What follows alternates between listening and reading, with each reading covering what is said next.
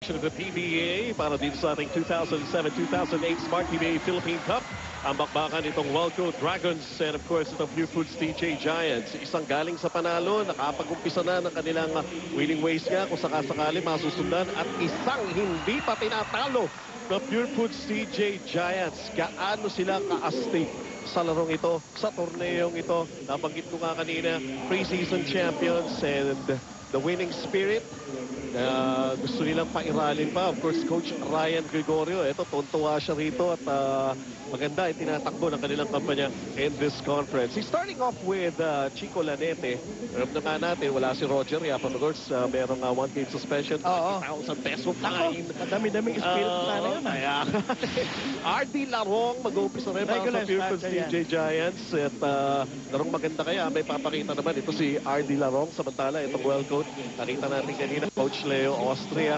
Maganda yung pakiramdam nito. Pero sabi nga natin, that was in Rojas. This time around, they're back here in Manila. At nandito kami sa Pasay City, sa Cuneta Astrodome. Well, ito, simula na ng ating ball game right now. Ito si James Yap. And Chico Lanete. Pinag-usapan natin ito, Barry, itong dalawang players na ito ng Pure Foods TJ Giants. Well, yan dalawang yan nagbida sa kanilang huling na manalo against Magnolia. 3-0 na nga itong Pure Foods. PM3! 16 points the previous game laban sa Magnolia. At eto, nagpasimula ng scoring para dito sa ating ball game with a bomb from the three-point area. Kasi pag tinignan mo naman po sila neto, hindi naman talaga to rookie na rookie. Exactly. Matagal na itong na-draft eh. At, nakita mo nakapag-puwersa pa ng turnover, ano? Hindi lang siya napapirma ng team na nag-draft sa kanya. So, nagpahinog siya ng husto din sa PBL. Yun, ganun nga eh. At eto, nakita nga natin dito talagang... Nahinog na yung Chico. Nahinog na yung Chico. Raring to go, and he fires the second shot. And that time around, malakas. Etong Wellco Dragons is starting off with Denver Lopez right now. Ang kanilang playmaker. Going to Nick Velasco. In and out. Pero nandun sa ilalim. Itong si Rob Wainwright could not get it to go, but he was fouled. Alam mo yung pagdating ni Nick Velasco dito sa panig ng Wellco, tumangkad talaga yung front line nila. No? Dati, tubig lang, dalawang malaki at maliit, ganun yung kombinasyon. Ngayon si Coach Leo Austria, ang 3 big, 2 small eh. Eh, kung minsan nga, ito si Rob Wainwright, di mo masabi ko, small ito. Eh, yun na nga eh. Ang laki rin ng mga contributions nito. And, ayun, pasok yung kanyang dalawang free throws right now. 3-2.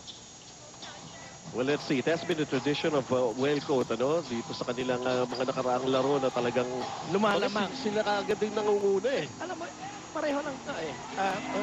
Kumagasta din contrast ito eh. Oo. Etong Wellco, lagi siyang nauuna. First half nauuna sila. They're leading by double figures. Etong Pure Foods, yung huling tatlo ng laro nila, lagi silang nauunahan ng kalaban. Ayun! Tapos, rumara-chance sila third quarter, fourth quarter. So, siguro pag tinuos mo yan, sabihin Coach Ryan, swak na swak sa amin to. Exactly, oo. Mahilig naman kami maghabol eh. Of course, the most important here is the final score. Yun. It's not how you start, how you finish it, di ba? Totoo yan. Chia Reyes is fouled by Romel Aducol and he knocks both free throws in. At ngayon, na sila rito 4-3. Kaya lang, marami nagsasabi eh. Huwag naman natin gawin ugali yung ganun maghabol. Oo eh. Okay na, on time tayo palagi. James Yap firing away from the corner. It's a two-pointer para kay James Yap. His first basket in the ball game. Tapos pag tinignan mo itong Wellco, hindi ito ganun kapisikal na team eh. Oo nga. Compared to the other ball clubs eh. Another error.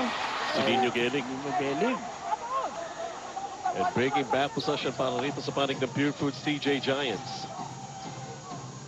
They're down by 1 right now. Chico Lanete, who started the scoring para rito sa Pure Foods. Going to Romel Aducol from James Yap. Romel Aducol gets the friendly roll for that jump hook. He should take a lot more shots. Itong si Romel Aducol para naman sila James Yap hindi masyadong mabugbog eh. Nakita mo, ang laki ng tao nang inisay ni Coach Leo Austria kay James Yap. Si Nick Velasco yung nagbabantay sa kanya eh. Well, talagang markado naman ito si James Yap. Is number 2 sa ating scoring leaders in this tournament. Just behind Willie Miller. Samantala, Chico Lanete from inside the team. Jumper won't go. Rebound here para kay Romel Aducol and they will reset their half-court offense. now it's Rob Wainwright and James Sharp. Lagi mas malaki sa kanya. Ha? Kaya nga eh. Romel Adukol from inside the key. 4 points. Mas malayo pa sa free throw yun ah. Sabi niya may bantay. May bantay ito. Oo. Pagka libre, hindi pumapasok. Gusto ko may bantay palagi. Nako-conscious. Pagka nag-iisa lang siya ron. 9-4 right now. Itong Pure Foods lamang ng 5 rito. Nick Velasco. Still looking for his first basket of the ball game. Di pumasok kanyang tira. Defense all over him. Chico Lanete going to Kirby Raimundo. Kirby laban kay Nick Velasco. Forced to take the outside shot. Just that badly. At ito ngayon ang Welco Dragons. J.R. Reyes, long distance jumper over Romel Adukol. Wala nangyari ron. Chico Lanete on the run. Chico Lanete, the land of the Giants. Kanino ka pupunta? Pinuntahan niya sana si James Sharp pero naagaw ang bola. Nag-commit na siya dun eh. Kaya nga eh. And that time around, hindi rin ready yung kanyang papasahan. And well covered this James Sharp. Samantala, Nino Gelig on the drive. Oy! Ang ganda naman no. Inuwa sa kabila, tinukot sa ilalim. Ginagawa naman yun nung siya naglaro po sa UST. 5-6 right now. On a move para kay Nino Gelig. Fast-paced, fierce action nakikita natin Ano here naman? sa first quarter. Romel Adukol. Well, Nawibili ah. nga. Well, hindi naman araw-araw Pasko eh. Right now, also today pa lang. Eh. Ayan, araw ng mga sweras ngayon. Ganun ba yun? Ibang soul yun, ibang spelling nun. Oo. Kaya agaw rito, Pure Foods CJ Giants, James Sharp. Laban kay Denver Lopez, James Sharp, his ability to hang in mid-air. At yun, may 4 na puntos na. Ito si James Sharp. Kasi kaya sa Denver Lopez that time eh. Oo. 11-6 para sa Pure Foods DJ Giants. 7 minutes and 23 dito sa ating first quarter of action.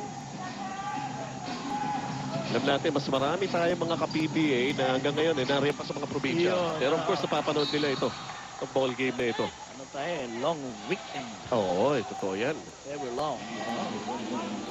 Ano yung mga uuwi galing sa, halimbawa, galing sa Batangas, di ba? Aha. Na uuwi. Galing sa Quezon, yan. May madadaanan pa silang laro. Bukas. Bukas. Sa Fresnedi kayo pumunta. Oo, sa Muntinlupa. Dahil Magnolia Token Text mo bukas. Nako. Daanan nyo yan. Diretso na kayo doon. Tapos saka na kayo umuwi ng bahay. Ayun, oo, pwede yun. Pwede yun. Biro mo, ngayong araw na ito, nakapanood ka na ng double header. Tapos Bukas, double header na pag-uwi naman. mo. Oo, pag-uwi mo. Live, oo. Pwede.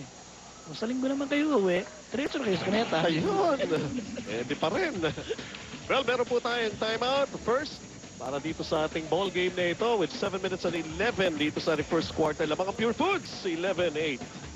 Habang dito sa Welco Dragons, he talked about the 3 post-up players dito paring ng Welco Dragons. Of course, J.R. Reyes, Joe Devance, and Nick Velasco. Well, you're saying naman compared dun sa team ng Wellcoat last year, mas matangkad ng Wellcoat ngayon Yun nga sinabi ni Coach Binky Fabis, yung unang nakalaban ng Wellcoat. Wellcoat na Coca-Cola Oo. It's a totally different thing Kumbaga, nung last year, matangkad yung Coca-Cola, parang they're looking down at Wellcoat. Ngayon, nung naglaban sa ng Coca-Cola, yung Tigers ang tumitingala dahil ang lalaki ng players ng Wellcoat ngayon Exactly. There was a point in that ball game. Nabanggit nga kanina ni kasama Magumar John na may 20 pa. Yun Ang nilamang nitong Wellcoat against the Coca-Cola Tigers. If I'm not mistaken, 21 points. Oo.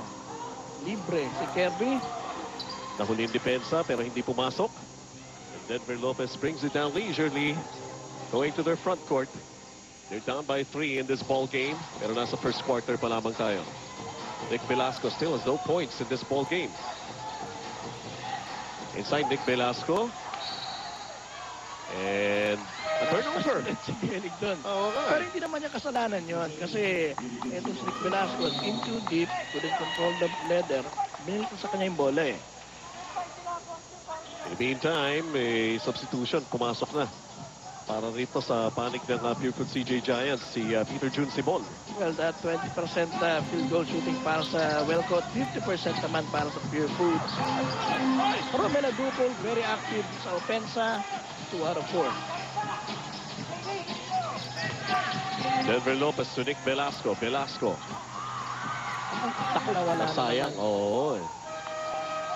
As such, ang Welco Dragons, they throw away an opportunity to score. Well, Jonathan Salvador, papasok, papalitan muna itong si Romel Aducol na may 4 na puntos.